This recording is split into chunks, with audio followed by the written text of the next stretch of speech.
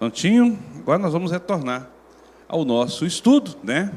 Que é a família na peregrinação bíblica. Irmãos, viram que eu estou mudando o slide aí, né? A gente está testando aí para ficar mais adequado conforme o nosso seminário sobre a questão da inclusão para visualização. Agora tá bom, não tá, minha irmã? Graças a Deus, ficou bom agora.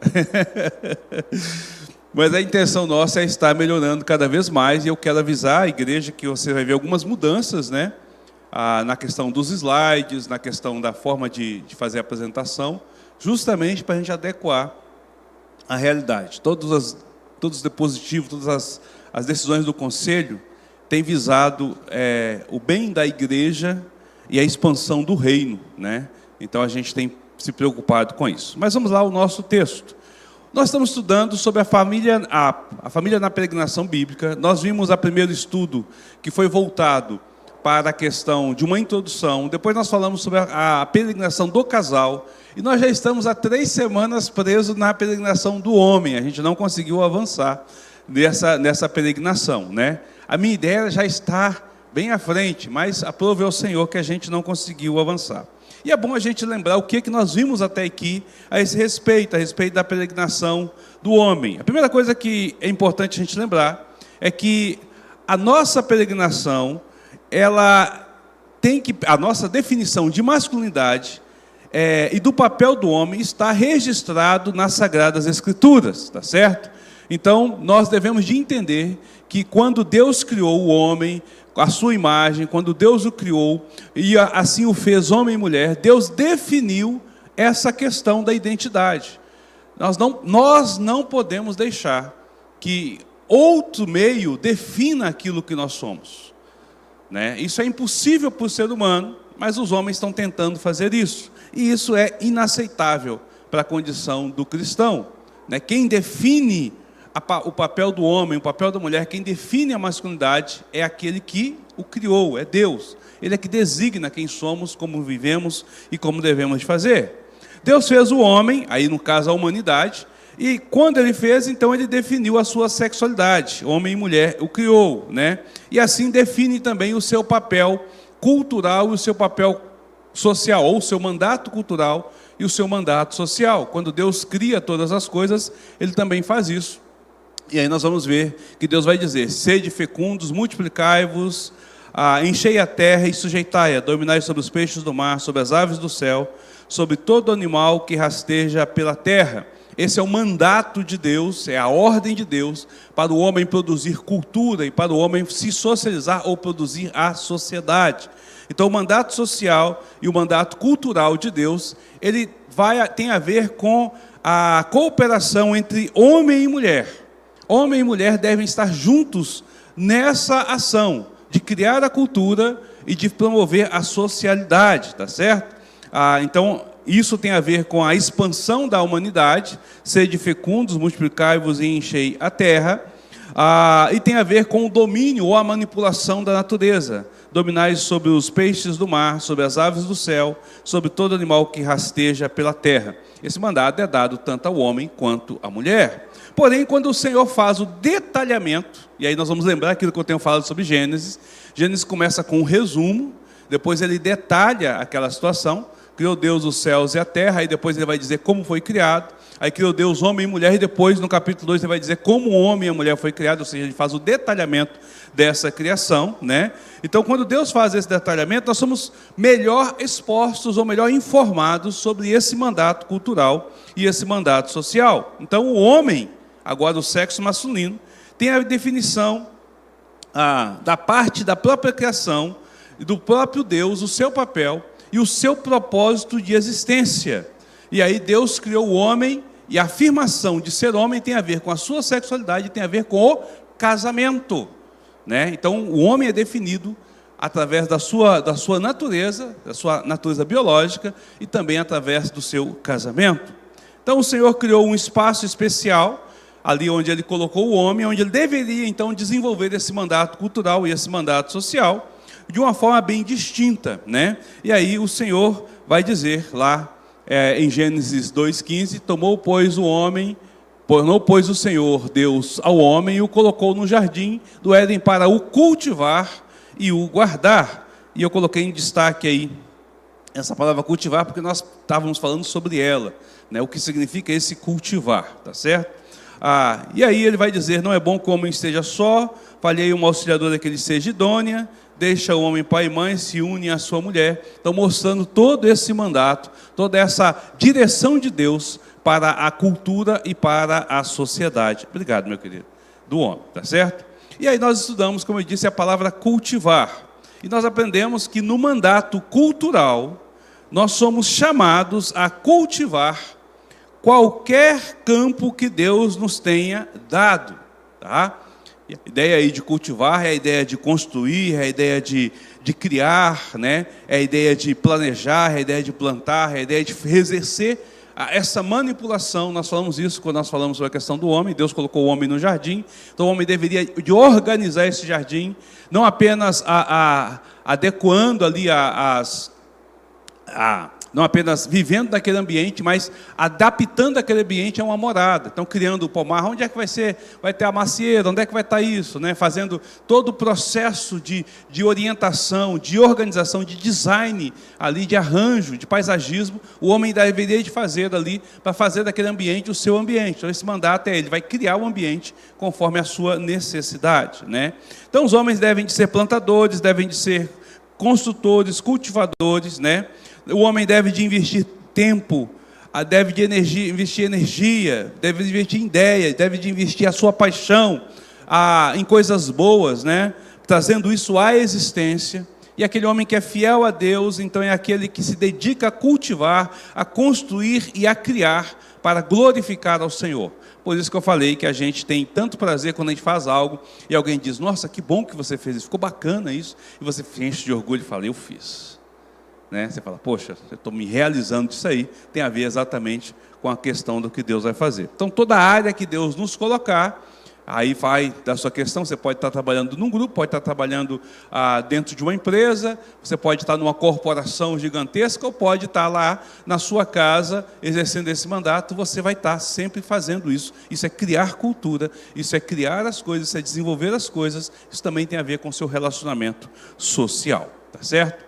Depois nós também aprendemos que o mandato social, na questão do chamado cultivar, na ideia de cultivar, tem a ver com a família, né? Então, deixa o homem pai e sua mãe, se une à sua mulher, tornando-se os dois uma só carne.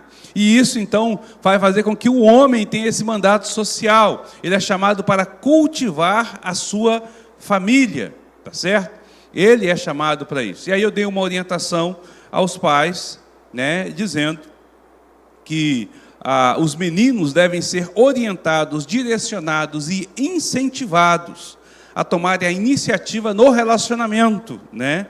Cabe ao homem a iniciativa de sair de junto dos pais para se unir à sua mulher. Então, cabe a nós, homens, ensinar os nossos filhos a serem aqueles que vão lá conquistar as suas amadas. Isso tem a ver com o próprio mandato do Senhor, com a direção do Senhor, né? Então, a gente percebe o quanto a sociedade inverte as coisas quando a mulher hoje toma a iniciativa. Não é próprio da criação isso. Pastor, isso é machismo, pastor, isso é retrógrado, isso é coisa antiga. Não, isso é bíblico, irmãos. É o que a Bíblia diz, é o que a Bíblia ensina. Então, ensine a sua filha, entendeu? A esperar que alguém venha. E ensine o seu filho a ir conquistá-la, para que ele possa, então, ter esse relacionamento da forma saudável, conforme Deus apresenta, porque Deus assim direciona, tá certo? Mas eu falei que cultivar também implica em cuidar, em zelar da família, para que ela possa crescer, para que ela possa desenvolver, para que ela possa se tornar exuberante. A ideia de cultivo lembra a ideia do agricultor, né? A palavra tem a ver com essa realidade da agricultura. Então, um agricultor, ele não é aquela pessoa que lança a semente e deixa para lá. Ele vai cuidar, ele limpa, ele zela, ele rega, ele aduba, ele poda, né? Então, esse é o papel do homem dentro deste contexto.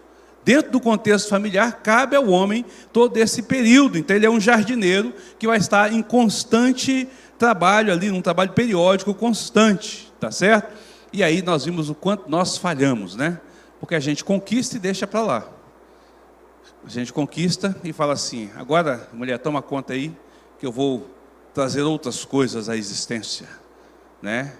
Eu vou ser o conquistador, o desbravador, e aí agora você se vira para cuidar de todas as coisas aqui. Aí nós falhamos no nosso mandato cultural. Chegar lá no céu, vou dar uma surra no Adão, porque a culpa é dele. Ele é que nos fez assim. Então nós vimos isso até esse ponto aqui. Nós vimos essa realidade. E agora nós começamos a tratar daquilo que é o assunto referente a essa semana, tá certo? E nós vamos então passar a observar a palavra guardar. Nós vimos o que significa cultivar, mas o que significa guardar. Então a primeira coisa que eu quero que os irmãos entendam é que essa palavra tem um significado básico mesmo, de proteger ou de defender, né? E ela é usada no Antigo Testamento para soldados, pastores, sacerdotes, governadores, nessa função de estar protegendo e de estar defendendo alguma coisa. Mas o próprio Senhor usa essa palavra para si mesmo.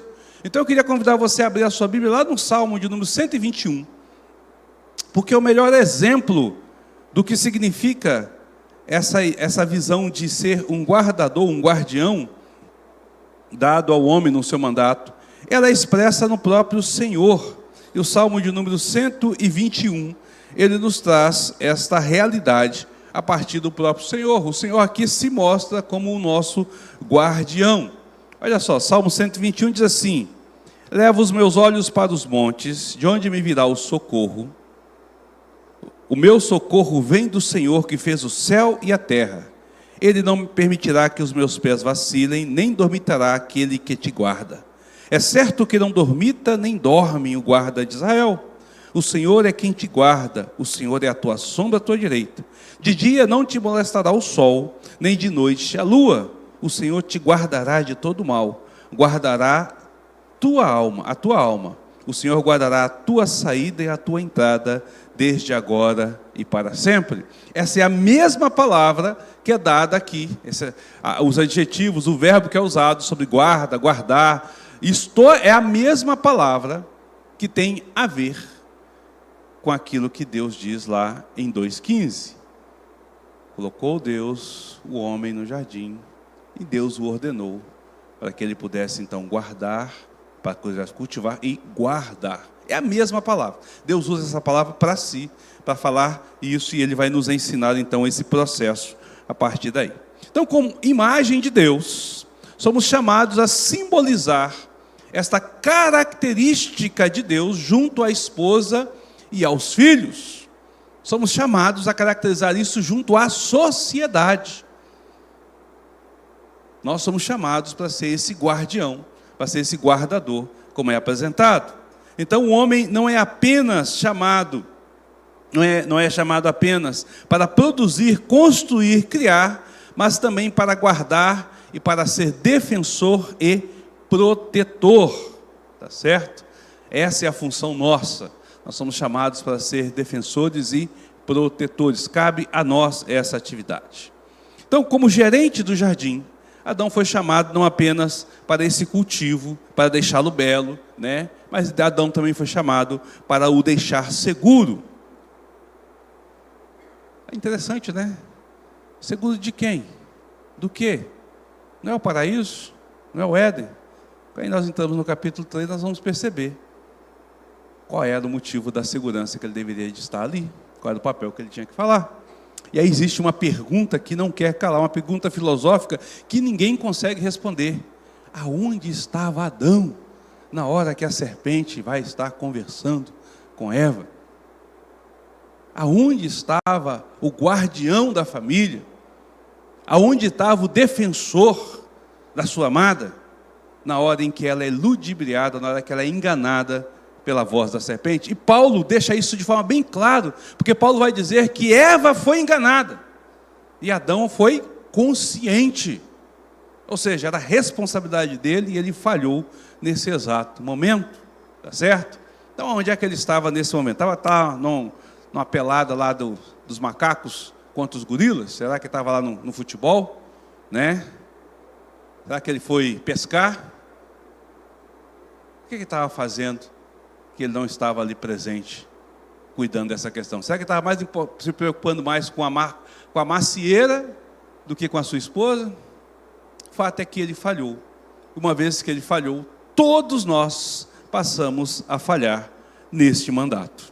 Ele é o nosso representante federal, ele representa a humanidade, representa o homem e representa o papel que o homem deveria de fazer de forma perfeita, e o homem falha nesse papel. Eu e você falhamos nesse papel de forma trágica, tá certo? De forma trágica. Nós vamos observar isso quando nós olhamos para a Bíblia e vemos, por exemplo, lá em Romanos 5:12, 1 Coríntios 15:22, 2 Timóteo 2:13 e 14, nós vamos perceber exatamente a trágica situação, ao ponto de que agora esse representante provoca tudo isso sobre nossas vidas. Mas ainda que tenha falhado, Adão tenha falhado, e com isso nós nos tornamos falhos nesse nosso papel, nós ainda podemos ver sombras, né, requisitos dessa imagem de Deus perfeita, ou dessa característica de Deus como guardião na nossa sociedade. A Bíblia vai apresentar situações em que Deus chama o próprio homem para exercer esse papel na sociedade de um modo geral. Então nós podemos ver, por exemplo, no próprio livro de Gênesis, no capítulo de número 6, versículo 13 e 18, que Deus chama Noé, dá a ele essa função de ser o guardião, de ser o defensor da sua família, né? Então disse Deus a Noé: resolvi dar cabo de toda a carne, porque a terra está cheia da violência dos homens. Contigo, porém, estabelecerei a minha aliança. Entrarás na arca, tu e os teus filhos, e a tua filha, e as mulheres dos teus filhos. Ele agora é aquele que protege a sua família. Deus o direciona para guardar, para proteger da destruição final a sua própria família. Cabe a Noé, como líder da sua casa, construir a arca. Cabe a Noé chamar os seus filhos para participar disso. Cabe a Noé colocá-los dentro da arca, né?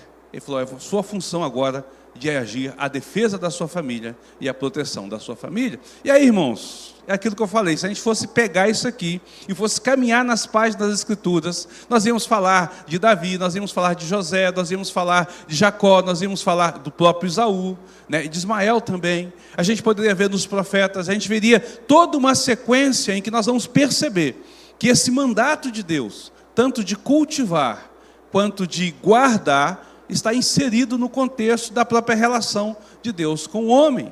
Por exemplo, quando nós olhamos, por exemplo, para a vida do rei Ezequias, é interessante a vida do rei Ezequias. O rei Ezequias, ele tinha a função de ser ali o responsável pela nação. Ele era o rei, representava Deus diante da nação. A nação de Israel é uma nação teocrática, então ele representava como rei. Como rei, ele exerceu um bom papel. Você vai ver que, quando nós lemos lá em 2 Reis, nós vamos ver que é dito que Ezequias foi um rei muito bom. Mas ele também é pai. Deveria de exercer esse papel dentro da sua família. E como pai, nós vamos ver que ele não é tão bom assim. A vida do rei Ezequias, por exemplo, nós conhecemos a história. Quando Ezequias chega em determinado ponto da sua vida, ele adoece. E a Bíblia diz que ele adoece mortalmente, ele ia morrer por conta dessa doença. Deus manda o profeta ir até ele, vai Isaías lá. Isaías diz para ele assim: Deus falou que é para você pôr a sua casa em ordem, porque você não vai sobreviver a essa enfermidade, você certamente irá morrer disso. Aí a Bíblia nos diz que Ezequias vira o rosto para o lado da parede, no seu leito, de forma amarga, humilde, clama ao Senhor. Lembra a Deus aquilo que ele havia feito como servo do Senhor. Pede a Deus que tenha misericórdia da vida dele.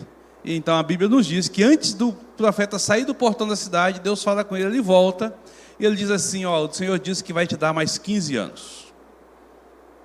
Por que Deus ia dar ele 15 anos? Qual o motivo dele ter 15 anos mais de vida? Por que isso?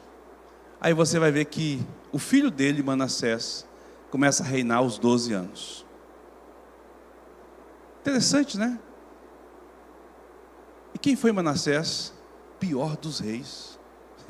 Olha que ele falhou no cultivo e na guarda, junto ao seu filho. Aponta para essas falhas que Adão deixou sobre nossas vidas. Ainda que ele tenha sido um bom rei, ele foi um péssimo pai. Automaticamente não foi um bom marido. Olha para Davi. O homem segundo o coração de Deus é o homem que assassina para esconder um adultério. O homem segundo o coração de Deus é o homem que hoje nas leis atuais seria classificado como um estuprador. um violentador de uma mulher. O homem que é segundo o coração de Deus quebra o mandato de ter uma única esposa e tem 300. O homem que é segundo o coração de Deus, o seu filho queria matá-lo. Onde é que Davi faltou? Como cultivador da sua família e como guardião da sua família. Toda a história nós veremos, inclusive na própria história da humanidade, no próprio ser humano, nós vamos perceber essa realidade. Nós vamos ter muitos outros exemplos, nós vamos ter muitas outras práticas, inclusive nas vidas a esse respeito. E nós vamos perceber que o homem não consegue mais ter essa função, principalmente a função maior, que é a de proteção, que é de estar guardando a sua família. E o nosso maior erro está em guardar a nossa família do pecado. Nós nunca conseguiremos fazer isso. Desde que Adão pecou, o pecado reina dentro da nossa casa, dentro da nossa família. Pergunta ou comentário? Alguém? Não? Então, ok. Então nós chegamos agora ao Novo Testamento. Tudo isso vai apontar para a vinda de Cristo. O homem é criado à imagem de Deus e deve representar Deus sobre essa sociedade. Você vai caminhar e vai apontar nesse sentido. Vai mostrar que o homem com si só e por si só não consegue viver dessa forma. Mas e o mandato de Deus para o homem continua? Sim. O mandato para o casamento continua, o mandato para o homem continua agora, só que agora vai ter uma perspectiva diferente. Vai ter uma perspectiva redentiva, na qual nós vamos ter essa ação apresentada através de Cristo Jesus. Então eu queria convidar você a abrir a sua Bíblia lá em Efésios capítulo 5, versículos 25 ao versículo 31. Efésios capítulo de número 5, do versículo de número 25 ao 31. Nós poderíamos ler um monte de textos aqui, mas nosso tempo não permite. Então eu quero ler com você este que é o texto básico, central e mais conhecido, que fala sobre família, sobre casamento, né? Então, Efésios capítulo 5, versículo 25 ao versículo 31.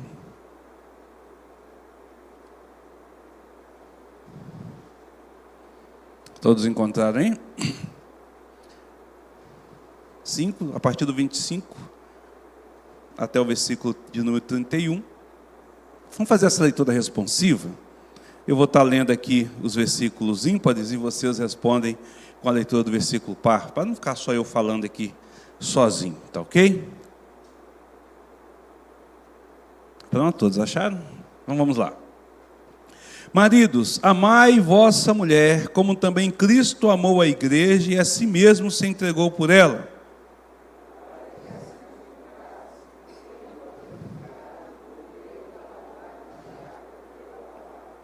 Para apresentar a si mesmo igreja gloriosa, sem mácula, nem ruga, nem coisa semelhante, porém santa e sem defeito.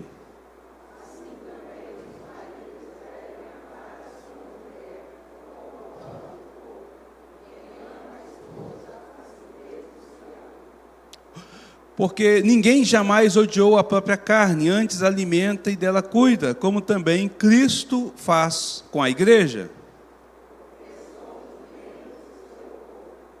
E eis porque deixará o homem o seu pai e a sua mãe, e se unirá à sua mulher, e se tornarão os dois uma só carne.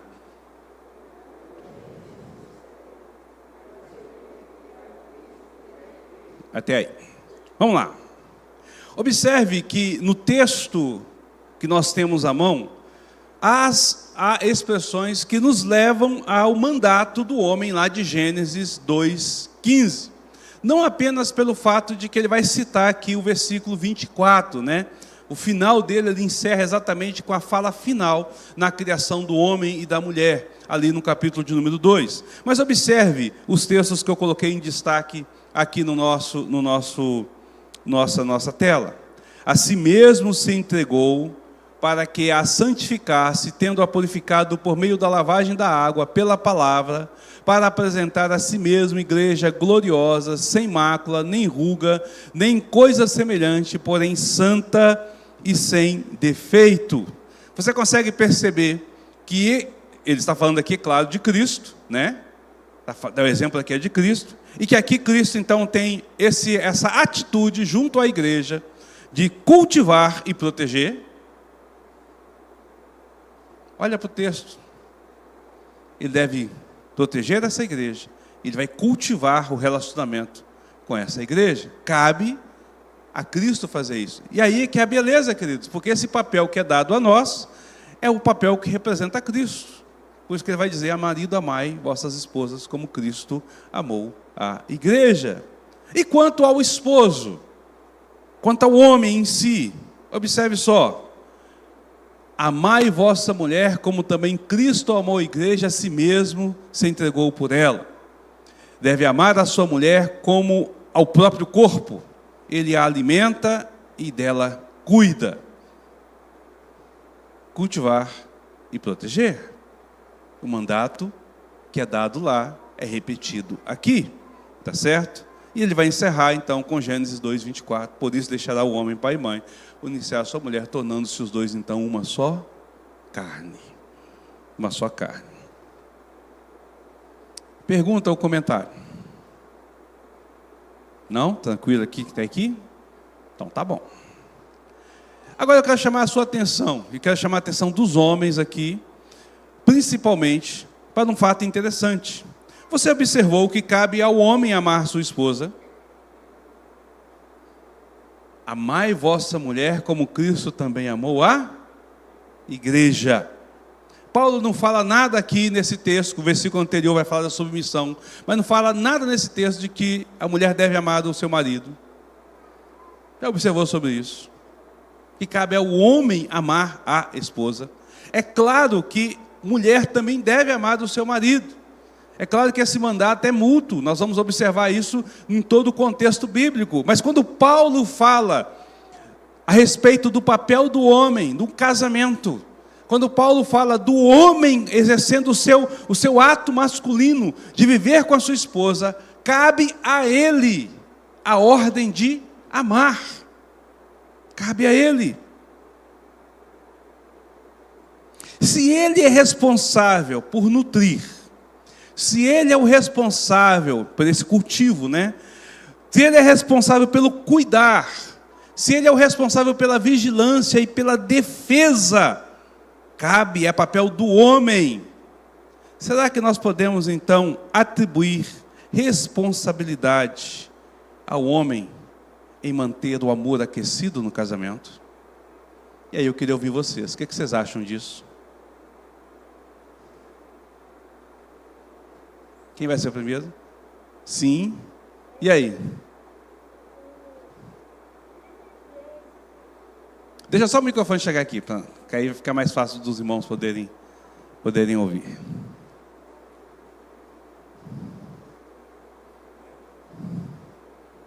O 33 fala de a esposa respeitar fala do homem para amar a esposa como Cristo amou a igreja, se entregou por ela. E aí é a responsabilidade do homem. Quando não tá bom o casamento, não é falar: meu esposo não está fazendo como eu quero. Mas a responsabilidade é dele aquecer o casamento e estar cuidando. Alguém tem alguma opinião contrária ou quer comentar alguma coisa a mais aí? Algum homem quer se defender, por acaso? Aqui a nossa irmã Miriam.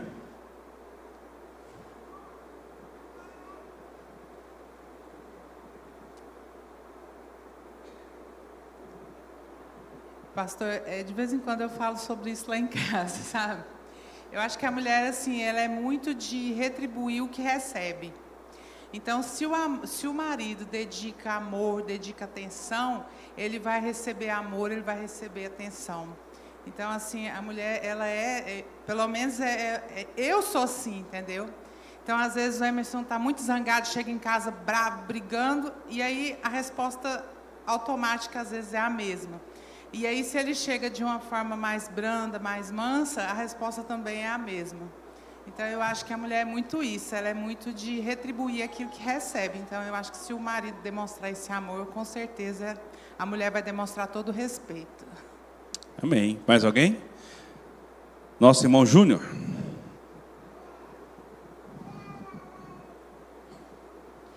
Pastor, eu acho que tem várias questões envolvidas aí. Eu acho que, primeiramente, em relação ao homem, existe a questão da inteligência emocional, né? Então, primeiramente, ele se conhecer, né? Saber como que ele reage às coisas, aos problemas e tal, a todos os estímulos, saber qual que é a personalidade dele, depois saber qual que é a personalidade da sua esposa, e aí depois ele vai ter um trato, né, de acordo com a personalidade da pessoa. Até existe também um livro do Jaime Camp que fala sobre as 5 linguagens do amor. Então também essa questão de você identificar qual que é a linguagem de amor da sua esposa e tal, como você pode estar lidando com ela. Então tudo isso vai, assim, essa sabedoria que o homem tem que ter para poder lidar com essa situação, né?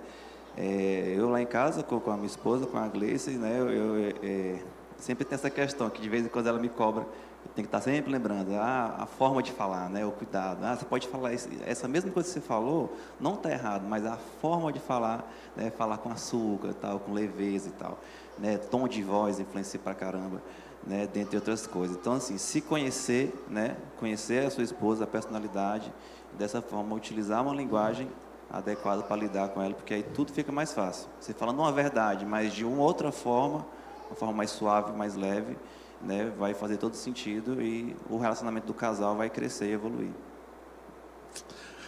Mais alguém quer falar? Nosso irmão Romualdo ali.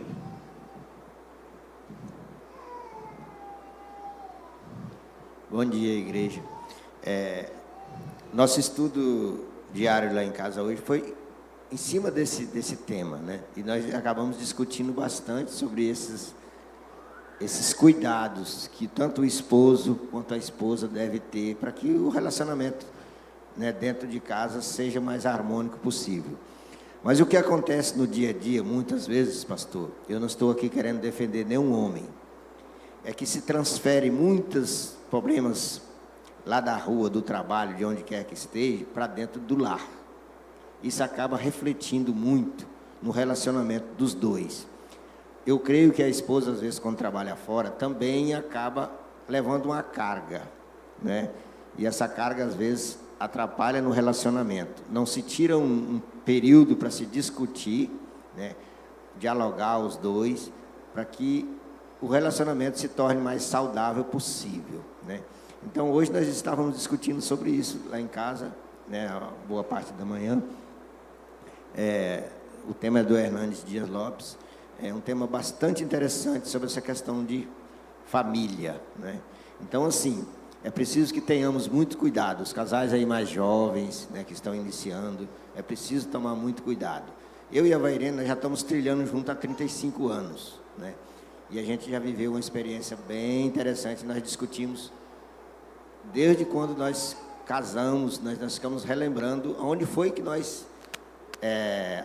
eu vou dizer, não foi falhar, onde a gente atravessou a estrada, deixou o caminho certo e começou a pisar um pouco fora. Mas nós tivemos a graça e a proteção divina de a gente olhar e saber que estávamos pisando um pouco fora do trilho e voltar para os caminhos, né? Bem, geralmente, quando um casal está em atrito, em dificuldade, problema, é sempre dito assim, o nosso amor está esfriando, ou o nosso amor acabou. E aí eu pergunto, de quem deve ser o primeiro a ser responsabilizado por deixar esse amor esfriar ou acabar? O homem. Põe a carapuça aí, querido, que a responsabilidade é nossa. Nós somos obrigados, nós somos chamados, nós somos direcionados, nós somos orientados a cultivar esse amor. Por quê? Porque nós representamos Cristo dentro desse relacionamento.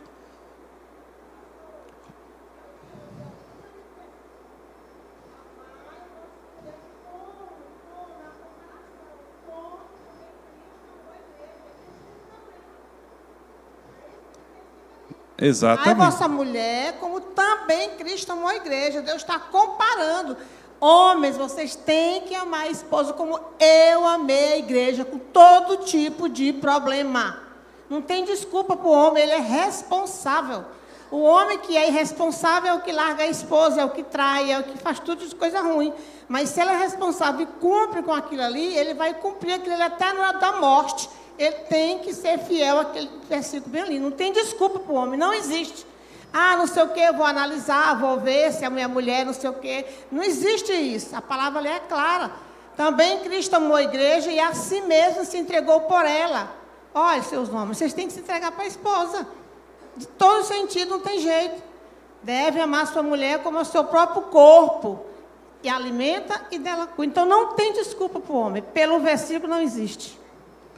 Esse é o padrão ideal. O nosso real está bem longe disso, né? Mas esse é o padrão ideal. É isso que Deus apresenta, nos apresenta em direção a isso. Quando nós olhamos, por exemplo, para a Bíblia e fala do amor de Deus, e o amor é como a Cristo amou, nós vamos, por exemplo, perceber que em João 3,16, Deus toma a iniciativa de amar, e essa iniciativa leva ele a entregar o que tem de mais precioso. Porque Deus amou o mundo de tal maneira que deu o seu Filho. O que é mais precioso para ele foi entregue em função deste amor. Eu já vou deixar você falar, Cristiane.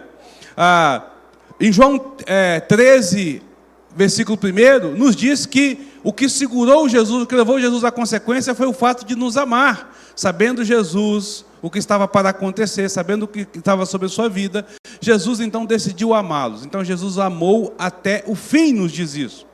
O que levou Jesus às últimas consequências, tá certo? Então, essa ação de amar é uma obrigação nossa. Essa atitude de tomar o primeiro passo dentro do amor é nossa. E tem mais, queridos. Quando nós vamos, por exemplo, para o Antigo Testamento, nós vamos ler o livro de Oséias, nós vamos perceber que aquele que não merecia, aquele que se extraviou, aquele que se perdeu, aquele que traiu, né, é simbolizado neste livro como a esposa de Oséias. E quem foi atrás foi o Senhor.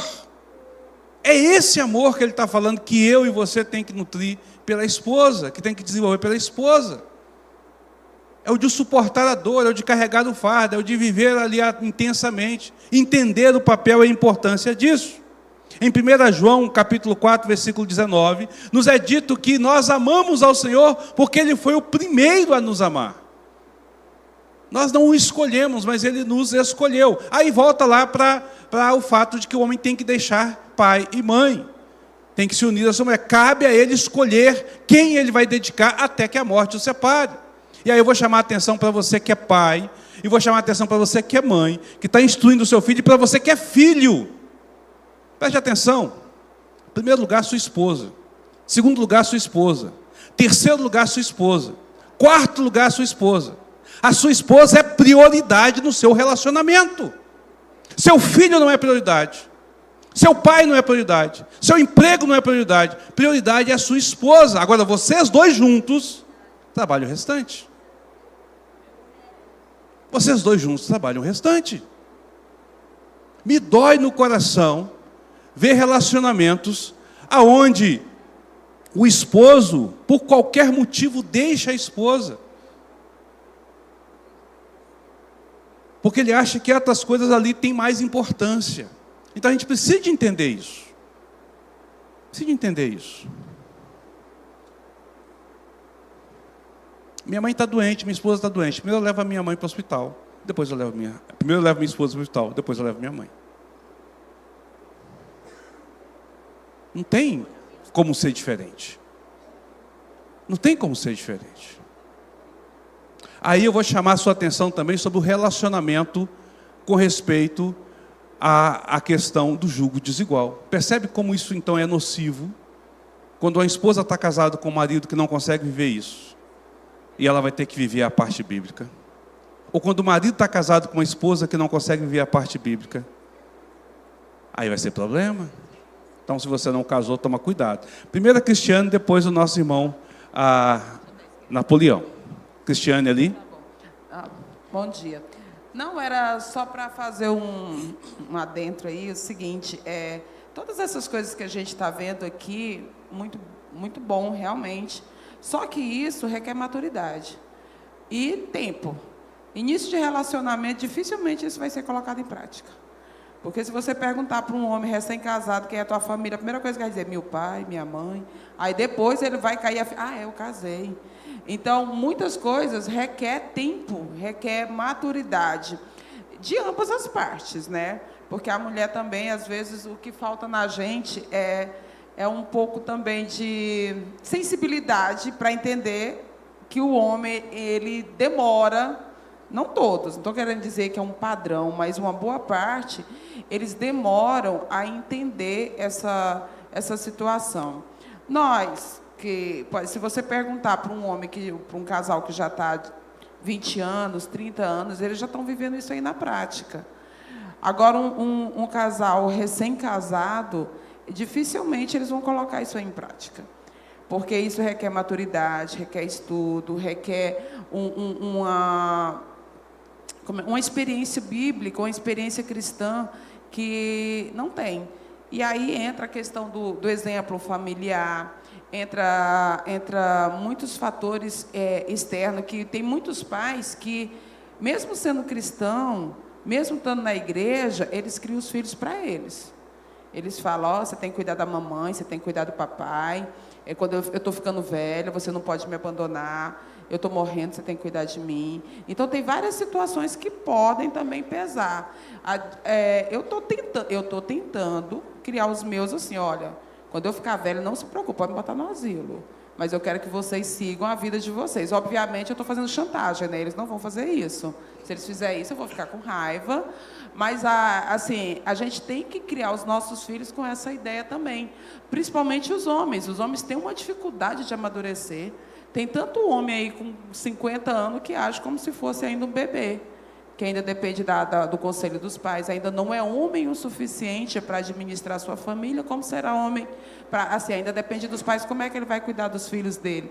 Então, viver a palavra de Deus é muito difícil em alguns aspectos, porque aqui dentro da igreja a gente vê esses exemplos aí maravilhosos, top. Eu acho muito bacana a fala do Júnior, quando ele fala assim, olha, eu estou tentando melhorar no jeito como eu falo. A Gleice fala para mim, eu estou ouvindo, é muito legal. Isso já mostra uma maturidade e uma vontade de mudar.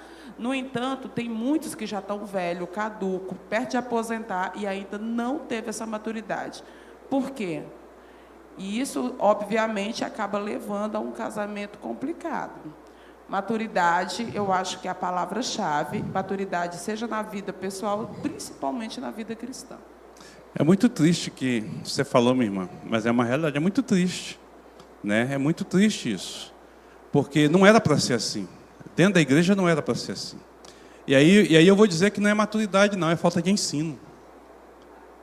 Nós não ensinamos os nossos filhos, porque o marido ele tem que chegar para o casamento pronto para o casamento. Se ele não chegou, a culpa é do pai e da mãe. Se a esposa não chegou pronta para o casamento, a culpa é dos pais. Você está criando filho para quê? Para você está errado. Então esse é o problema. A gente tem que criá-los com a maturidade do que eles vão ser. Pensa quanto nós estamos errados em relação a isso. Pensa em quanto nós estamos. Não é uma questão de maturidade, é uma questão de obediência. Ou você teme ao Senhor, ou você não teme, querido. É uma questão de obediência. É 880. É assim que a Bíblia apresenta. Ou você segue a Cristo, ou você não segue. Pode achar o que quiser, mas infelizmente, por mais que doa, é a verdade. Quando eu olho para o meu casamento e olho para as minhas falhas, eu falo, eu estou desobedecendo a Cristo, e eu preciso de mudar. Eu preciso de mudar. Se eu sou crente, eu vou ter que cair de joelho do chão, clamar ao Senhor misericórdia e tentar mudar a minha estrutura. É fácil? Não, mas é possível. Nas mínimas coisas, na medida que Deus vai caminhando, eu vou tendo essa possibilidade. Agora, o que acontece comigo? E acontece com você? Nós olhamos para esse texto e nós falamos, deixa de lado. A gente não para observar os detalhes do texto. A gente não para observar essas questões. Para lidar com essas questões como precisa de ser lidado. Então é muito triste quando eu vejo essa realidade acontecendo. É muito triste quando eu vejo homens que deveriam de ser maduros e ainda são meninos. É muito triste quando eu vejo mulheres que deveriam de ser femininas e são machonas, ou são feministas. É muito triste isso dentro da igreja. É muito triste quando eu vejo adolescentes que não sabem, não têm identidade, não se perderam completamente e têm uma visão totalmente mundana a respeito da realidade cristã. É muito triste isso. A falha é nossa. A falha começa dentro da sua casa, de você como pai, de você como mãe, e a falha cai aqui nesse púlpito, comigo. E a falha cai com os diáconos, e a falha cai com os presbíteros, e a falha cai com os professores, e a falha cai com as sociedades. Porque começa lá e reflete em tudo isso. Falhamos. Cabe a nós cair de joelho e clamar a Deus por misericórdia. Napoleão, depois a nossa irmã Renata. Meus irmãos, bom dia. Domingo passado, eu acho que nós falamos da importância de discutir temas como esse, à luz da Bíblia, né, à luz sobre a perspectiva cristã. E é ótimo discutir papéis de marido e mulher, principalmente quando esses papéis são tão deturpados e atacados pelo mundo atualmente. Eu concordo com tudo que foi dito aqui a respeito do papel do homem. Realmente o homem ele deve amar, proteger, e a prioridade de uma família para o homem deve ser a esposa, com certeza. Mas no versículo 22 diz assim: as mulheres sejam submissas ao seu próprio marido como ao Senhor, porque o marido é o cabeça da mulher, como também Cristo é o cabeça da igreja, sendo este mesmo o Salvador do corpo. Quando o apóstolo Paulo aos Efésios faz essa analogia de Cristo com a igreja, eu acho isso fantástico, essa analogia. É interessante que é uma via de mão dupla, é uma relação recíproca. A igreja também tem que amar o Cristo, tem que buscar a Cristo. E quando se fala assim, olha, Cristo ama a igreja com todos os defeitos, e aí fica parecendo que o marido tem que amar a mulher com todos os defeitos, e a mulher também não deve fazer isso. Bom, eu tenho conversado com a minha esposa a respeito disso, e nós temos, por exemplo, tem aquela analogia do avião, né? Você está no avião, há uma turbulência, a probabilidade de queda, alguma coisa, as máscaras caem, você usa em você primeiro para cuidar das crianças. E eu concordo que o casal, a prioridade do marido deve ser a mulher e a prioridade da mulher deve ser o marido. Porque muitas vezes tem havido essa inversão. A mulher, às vezes, a prioridade aos filhos, e por uma questão instintiva, maternal, é compreensível. E eu não estou dizendo aqui para a mulher largar o filho com fome e servir o marido, nem fazê-lo isso.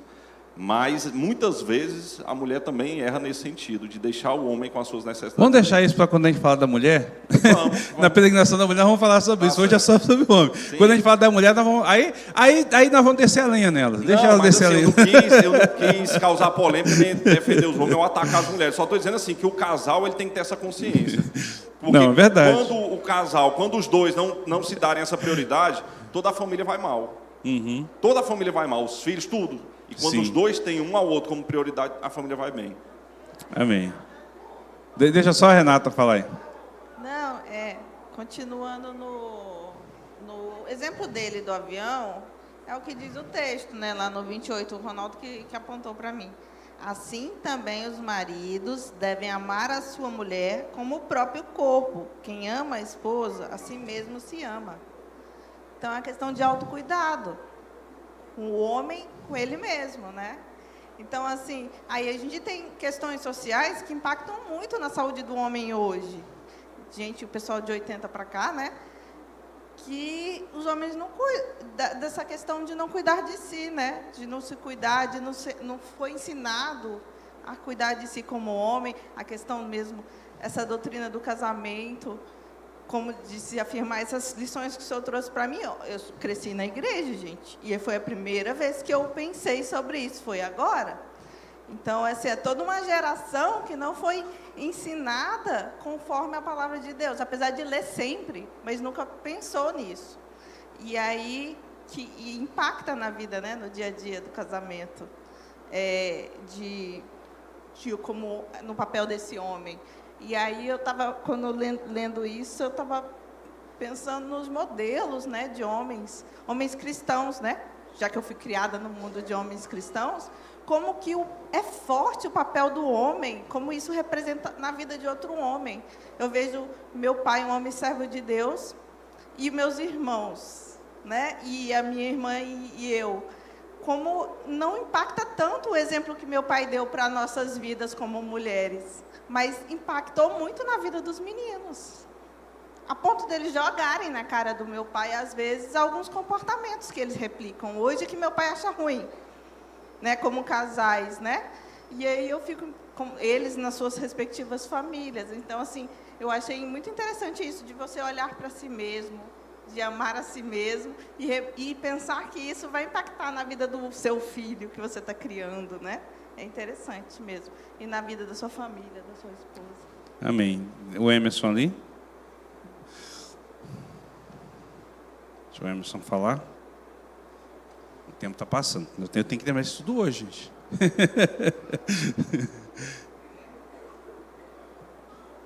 Diz a Eliane que eu não posso falar dela não, porque senão vai me deixar sem almoço. Aí eu estou ferrado, porque só ela está fazendo comida para mim, não posso comer fora. Eu vou citar um exemplo, né, que aconteceu comigo, assim que nós casamos, que eu não fui sábio, eu não tinha ainda essa maturidade. E minha mãe é evangélica, mas também não teve a sabedoria. A minha mãe morava comigo quando nós casamos. E minha mãe morava no melhor quarto da casa, era o quarto do casal. Meu pai de vez em quando ia visitar a gente, então ele ficava com ela, né? Não era separado os dois, porque ele ficava num local e ela ficava em outro. Então, quando nós casamos, minha mãe morando dormindo nesse quarto, a Eliane falou assim: e agora? Só agora eu vou continuar no meu quarto, eu não vou tirar minha mãe do quarto. E aí, mas como, senhora? Minha mãe, eu não vou tirar de lá.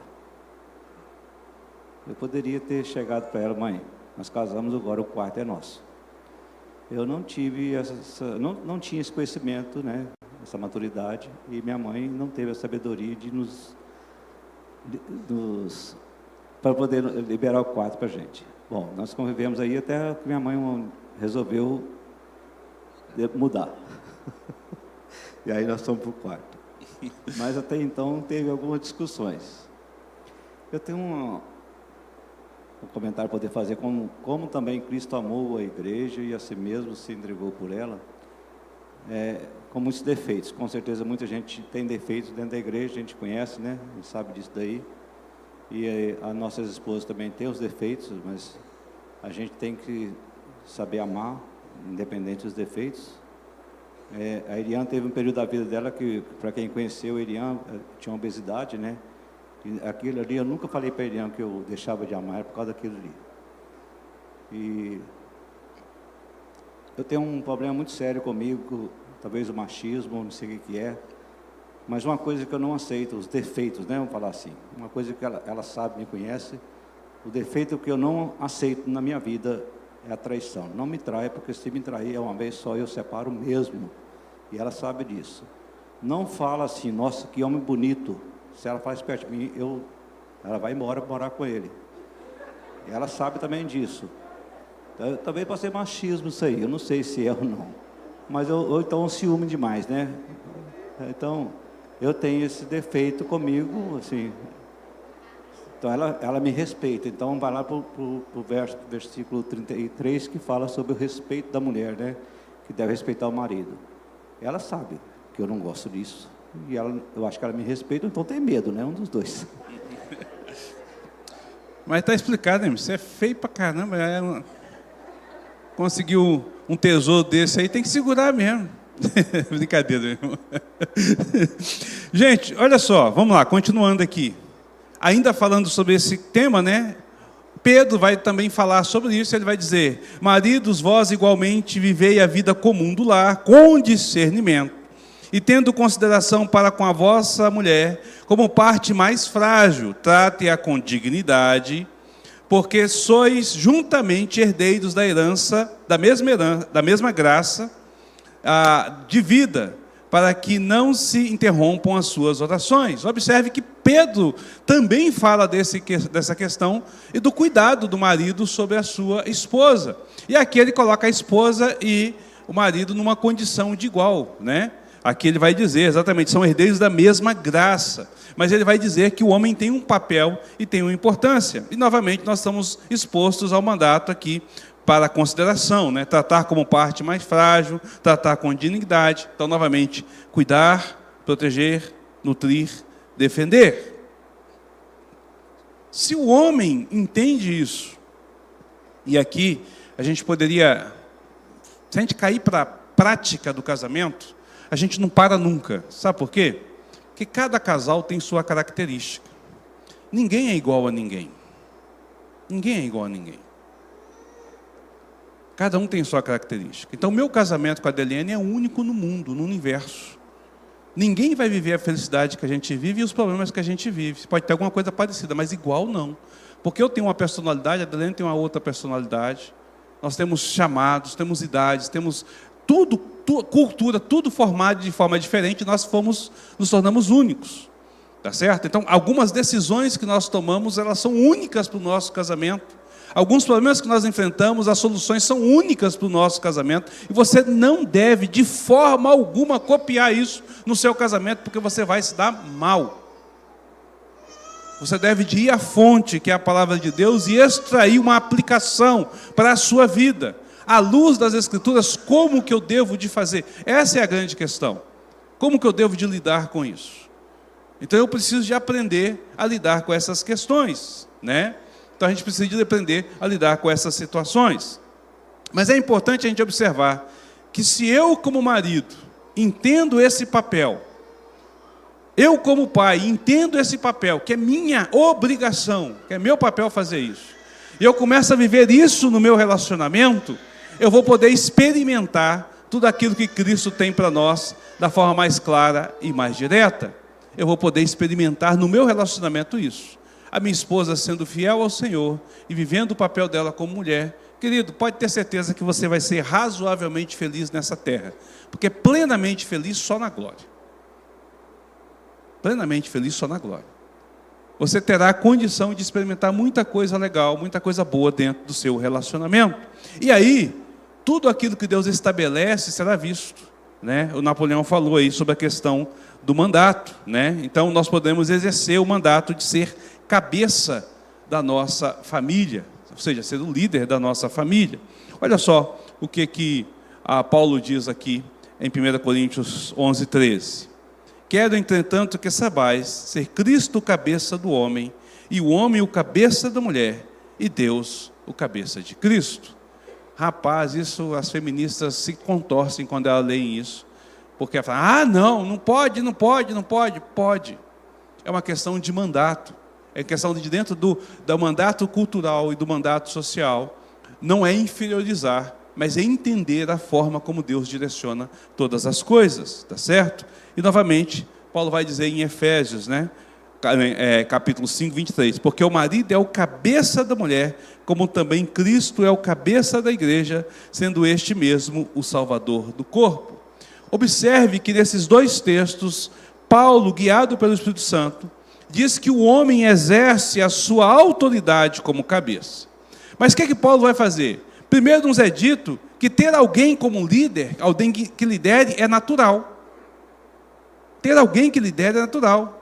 Faz parte da imagem de Deus, tá certo? Cristo, o cabeça de todo homem, e Deus, o cabeça de Cristo. Faz parte da natureza. O Senhor é líder e nós somos obedientes. E eu acho interessante quando ele fala Cristo é o cabeça do homem, mas Deus é o cabeça de Cristo. Ué, não é o mesmo Deus? Não é um Deus que subsiste em 3 pessoas? Quer dizer então que Cristo é inferior a Deus? Ele é menos Deus? Mas quem comanda é o Senhor. Na igualdade ali existe uma hierarquia ainda de comando. Naquilo que a gente chama de economia da salvação, naquilo que a gente chama de processo da salvação, Deus é o planejador, Cristo é o executor, e o Espírito Santo é o aplicador, é quem aplica sobre nossas vidas. Jesus, quando esteve à terra, diz assim, eu não vim fazer a minha vontade, mas fazer a vontade do meu Pai que me enviou. Então, não é que ele é menos, é porque ele tem uma missão diferente. No casamento, dentro da família, dentro da sociedade, existem missões diferentes. Não é que é inferior, são missões diferentes. Por isso essa necessidade de entender dessa forma. A liderança é natural e ela provém do Criador. Começa com aquele que nos criou, né? O homem foi dado o mandato cultural de nutrir, cultivar, proteger e defender. Esse mandato é dado ao homem. Na hora da criação, Deus primeiro fala ao homem que cabe a ele, depois ele entrega a auxiliadora, para não ter dúvida de que o papel principal é meu e é seu como homem, de fazer isso. Não há dúvida disso. Não há como duvidar dessa questão, tá certo? E aí, ele vai poder colocar, né? Porque o marido é o cabeça da mulher, Cristo é o cabeça da igreja, sendo este mesmo o salvador do corpo. Então, o meu papel de liderança é um papel em Cristo, a imagem de Cristo, na proteção, no cuidado e na direção. A liderança nossa implica em ser o exemplo de Cristo dentro da nossa família. É assim que nós exercemos a liderança como cabeça. É assim que nós exercemos esse cuidado e essa direção. Tá certo? Então nós precisamos de estar atentos a essa realidade. Esse mandato aqui começa agora com Adão e Eva, onde Adão sabe o seu papel, Eva também sabe o seu papel. Nós vamos estudar na semana que vem o papel da mulher, sabe o seu papel, e agora ambos desenvolvem a sociedade. Sede fecundo, multiplicai-vos, enchei a terra. Primeiro o homem sabe o que ele é e sabe qual é a sua função. A mulher sabe o que ela é, sabe qual é a sua função. Ambos juntos agora cumprem o mandato de Deus. Ambos agora vão trabalhar juntos para que os seus filhos sigam o mandato de Deus. Deixa eu te falar um negócio com você. Se você falhar na educação do seu filho, falhou os dois. Falhou os dois. Não falhou só um. Ah, eu fiz tudo que estava ao meu alcance e tal, e a culpa é deste aí, né? Não, a culpa é dos dois. Vocês não entenderam e não viveram o princípio bíblico dentro deste contexto. Ambos falharam na educação. E nós falhamos, irmãos. E como falhamos? Então nós precisamos da graça e da misericórdia do Senhor sobre nossas vidas. Só Ele para nos ajudar em relação a isso. E nós vamos estar atento a essa realidade. Agora, cabe ao líder. Cabe ao líder o amor sacrificial para nutrir, cultivar, proteger e defender. Cabe ao homem esse papel inicial. Você está solteiro? Vai procurar arrumar uma esposa ou um esposo? Primeira coisa que observe, ele é crente e conhece isso e está pronto para viver isso? Quando você está no seu relacionamento, no seu namoro, você discute sobre o quê? Você presta atenção na Bíblia sobre o seu relacionamento? Você observa que isso aqui precisa de ser vivido entre vocês? Isso é importante. Isso custa a sua vida inteira. Na nossa visão cristã, o casamento deve ser até que a morte o separe. O divórcio, na visão cristã, conforme Jesus disse, é por conta da dureza do nosso coração. Não importa o motivo. Se eu me divorciei, a dureza é do meu coração. É o que Jesus vai dizer. Então, até que a morte separe. Tá certo? Esse é o princípio que deveria de ser. Então, o casamento é uma escolha que depende da sua vida inteira. E tem um detalhe, mesmo que você se divorcie, as consequências você vai levar a sua vida inteira. Para pensar nisso, a responsabilidade que nós temos nisso. Agora, você como pai, você tem colocado isso na cabeça dos seus filhos, tem ensinado, orientado. Na igreja presbiteriana, nós batizamos as nossas crianças. E a primeira coisa que você promete aqui é que você vai ensinar o seu filho a ler, para que ele possa ler as Sagradas Escrituras. Não é só para ele ler por ler. A ideia é, você vai estudar com seus filhos as Sagradas Escrituras, você vai orientar os seus filhos no caminho das Sagradas Escrituras. Você tem tempo para isso?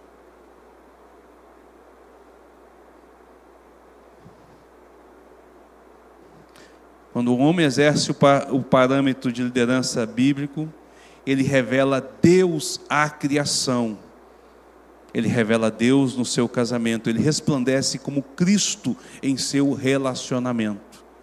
O quão grandioso, o quão belo, o quão maravilhoso é Cristo em nossas vidas. Você, homem, é tão belo quanto? Tão maravilhoso quanto? Cuidado para não levar para o lado da idolatria. Você não vai amar o seu marido mais do que você ama a Cristo, não vai querer ser amado de tal forma. Mas a ideia é, você resplandece essa mesma satisfação e esse mesmo desejo de estar com Cristo. Você tem esse desejo de estar com seu marido, tem esse prazer de estar com essa pessoa. Para a gente poder encerrar esse ponto, qual é a responsabilidade do homem, então, dentro dessa questão de liderança? Primeira responsabilidade, sustento. Não é que a mulher não possa trabalhar, não é que a mulher possa ganhar mais do que o marido, não é isso. Mas a responsabilidade do sustento da casa é do homem. Se você não sustenta a sua casa, você está com um problema. Ah, mas eu... Não. Ambos decidiram, escolheram, resolveram fazer tal coisa, mas você precisa de ter um trabalho que sustente a sua casa. Você não precisa de dar o melhor. Talvez o padrão que você queira juntos será muito maior, mas você consegue sustentar a sua casa? Você consegue bancar a sua casa? Numa crise é você quem vai bancar a sua casa? Né? Então, o seu salário ali, o seu trabalho, a sua dedicação é suficiente para que você dê o mínimo de dignidade para a sua família? Não estou dizendo para você manter o padrão de vida que você tem, não. E que a gente cai de padrão. Mas você consegue isso, você consegue correr, você vai atrás, você abre caminho. É sua função como homem. Não é de outro. É você que cultiva. A mulher auxilia. É diferente. Olha como o papel inverteu hoje. Eu tenho visto mães falar assim, minha filha, você tem que ser independente para você não depender de homem. Onde é que a Bíblia diz isso? A Bíblia diz que você tem que se depender do seu marido, sim. É o que a Bíblia diz. Ah, pastor, mas isso é muito ruim. É, beleza, bem-vindo ao mundo caído e pecador. Escolha um homem crente para que ele seja um bom marido para você. Escolha um homem crente. Mas é o que a Bíblia diz. Então, pelo amor de Deus, não coloque na cabeça das suas filhas essa heresia. Isso destrói qualquer relacionamento a longo prazo. Destrói. Cabe a você ensinar isso. Estar presente, lidando, cuidando dessa realidade. Tá certo? A manutenção. A manutenção cabe ao homem. O crescimento e o desenvolvimento do lar cabe ao homem. A mulher auxilia nesse processo. Tá certo? O exercício da disciplina dentro de casa cabe ao homem.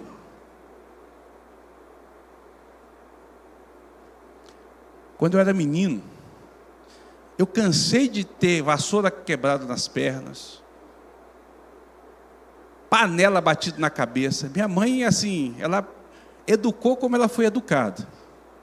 Ela falava assim, uma boa surra não deve ser negada a um menino que necessita. E pensa no menino que apanhou. Menino. Minha mãe um dia falou assim, eu não vou mais bater em você em vassoura, que eu cansei de comprar cabo de vassoura. Não estou mentindo não, foi verdade. Era 2, 3 por mês que ela comprava, porque ela quebrava o cabo mesmo. Rapaz, mas o meu pai só passava um olho.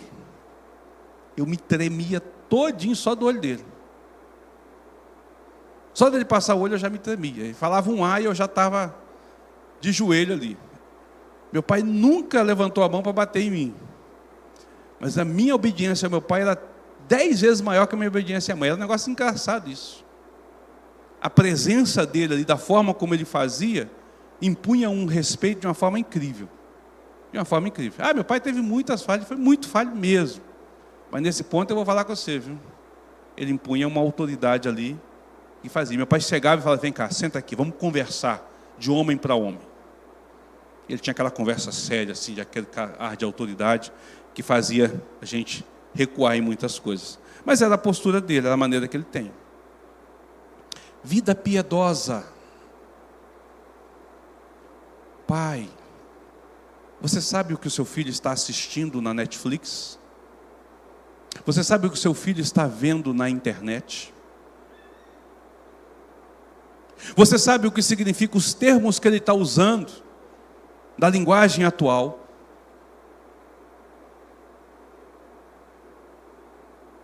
Você tem a oportunidade de ler a Bíblia com seu filho, ainda que seja uma vez por semana.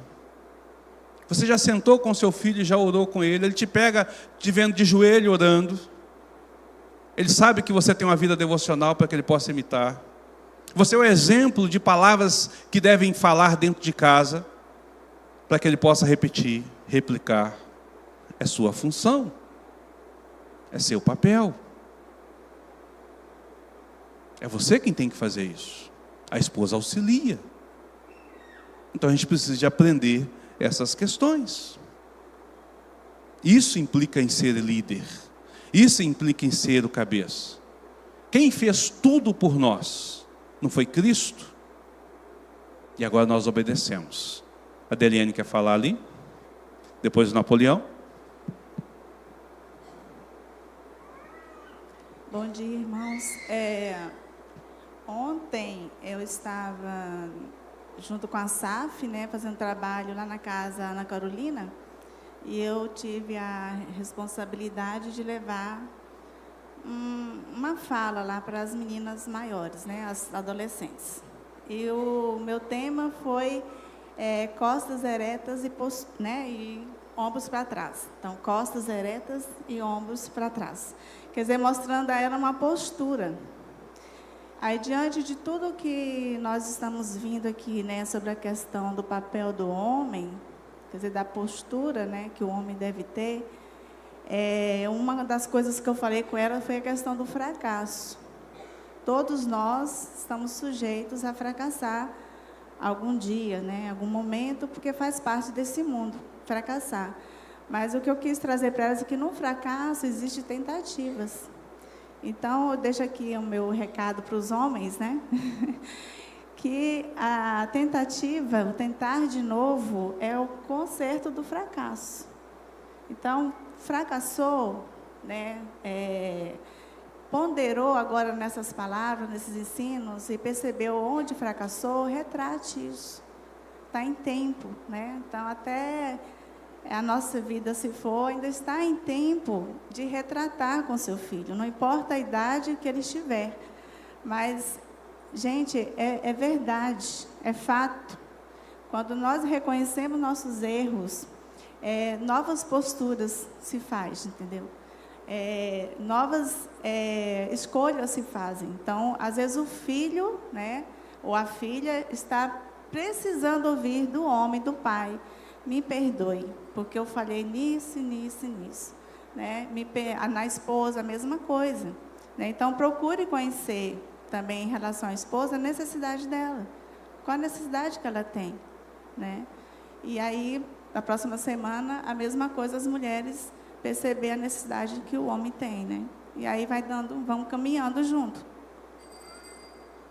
Bem, Napoleão.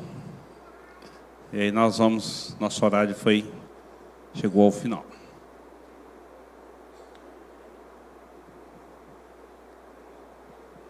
Pastor, essa questão do homem ser o cabeça, o que a gente percebe hoje é que nós, não vou nem dizer os homens do mundo, mas nós, às vezes, ou somos cabeções demais, ou a gente é acéfalo, não está exercendo essa autoridade dentro de casa. Por exemplo, às vezes, a mulher chega e fala: olha, seu filho perguntou o que é masturbação, vai lá falar com ele. Não, vai lá você. Ó, tem uma barata. Não, vai lá você. Não, o mecânico chegou, conversa. Não, vai lá você. Aí a gente está entregando isso que Deus nos deu. Ou, às vezes, a gente quer impor isso com grosseria, sendo cabeção demais. Não é assim. Então, assim, o equilíbrio é muito difícil ter isso, né? Eu acho que a gente tem que buscar isso, porque o mundo hoje ele tem deturpado totalmente essa figura e essa imagem de autoridade do homem.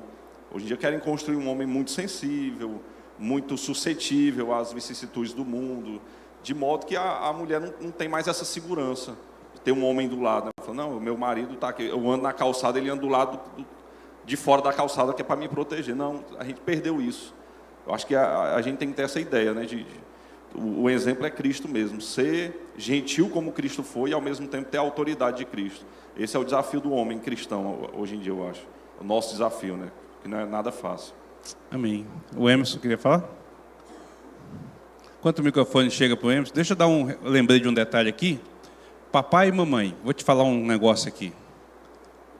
Para de chamar sua filha de princesinha do papai. E para de ensinar sua filha a ser uma princesa. Princesa só em conto de fada. Vocês não sabem o mal que vocês fazem quando vocês tratam as suas filhas sem a realidade da vida. Ensine ela a ser uma mulher de Deus, uma serva fiel, uma pessoa crente, uma pessoa dedicada. Ensine ela o papel de ser esposa. Sabe por quê? Porque se ela crescer com esse princípio de que ela é uma princesinha, quando ela casar, vai ser um problema, porque ela percebeu que não tem um príncipe em casa. É mais fácil ela ter levado o cavalo, que o príncipe caiu no meio do caminho. Ensine, é sério, irmãos, a gente às vezes, porque é bonitinho, a gente vê e tal, mas você não sabe o quão prejudicial é para o seu filho, para a sua filha, você ensinar a sua filha que ela é a coisa mais importante do mundo quando ela não é. Ela não é a coisa mais importante do mundo. Ela pode ser o tesouro da sua vida, mas ela é insignificante para o restante do mundo. Percebeu isso? Aí você não ensina a realidade, sua filha se frustra lá na frente, porque ela não é o tesouro do mundo. Papai disse que eu sou, não é. Ensina a realidade. Não, você é importante para mim, você tem um valor, eu te amo, você deve observar as coisas, deve escolher um marido bom, deve ser uma pessoa correta, deve fazer isso e aquilo. Mas, querida, preste atenção, o mundo é cruel, é ruim, e vai pisar em você. E você precisa de aprender a lidar com as coisas à luz de Cristo. Tem muita mulher sofrendo aí por conta dessa síndrome. Tem muito casamento sendo desfeito, não é porque o marido é ruim, é porque o marido que ela quer é o príncipe que ela nunca vai encontrar. Então é bom a gente lembrar, só para a gente poder encerrar esse assunto aqui, o Emerson vai estar a falar e eu já volto a palavra para a nossa irmã aqui, Zilma. Esse Adão pisou muito na bola com a gente aí, né? E por causa disso aí, Deus colocou uma norma lá que o homem tinha que trabalhar e tratar pelo suor do seu rosto, não é isso? Eu tenho isso na minha cabeça também, e o homem é o provedor. Quando eu casei com a Eliane, eu falei, você nunca precisa trabalhar na sua vida, eu sou obrigado a sustentar você. Não precisa trabalhar. Isso está no meu coração até hoje, ela sabe disso. Ela trabalha porque quer, não é por necessidade. E eu sou o provedor da minha casa. Eu preciso colocar as coisas na minha casa para poder sustentar minha família. É obrigação minha. Isso, eu tenho uma dificuldade muito grande de ver homens que ficam dentro de casa e a mulher trabalhando. Eu tenho dificuldade. Não estou falando que isso é machismo, não sei se é machismo ou se não é, mas eu tenho dificuldade. Então, é o papel do homem realmente manter o seu lar. O sustento é do homem, não é da mulher. É o meu pensamento. Se eu estiver errado, você pode me corrigir aí também. Não, é o princípio bíblico. Claro, pode acontecer uma necessidade por questão do mundo, por questão da situação e o papel ser invertido por um tempo? Pode acontecer. O homem adoeceu, a mulher teve que ir para trabalhar, para sustentar a casa, perdeu o emprego, ela continua trabalhando e tal. O que não pode é virar isso como realidade. Mas talvez o homem pode gostar, né? E fica difícil depois de voltar. Pois é. Bota o homem para fora. Mas, irmãos, nós vamos parar aqui o papel do homem, tá certo? Nós vamos voltar a falar sobre o papel na semana que vem, porém agora da mulher, né? E eu ainda vou falar do papel do filho, da peregrinação do filho, tá? Aí que você falou, você assustou quando falou assim, para de tratar como princesa. Quando chegar na peregrinação dos filhos, eu vou explicar por que mais diretamente, tá bom?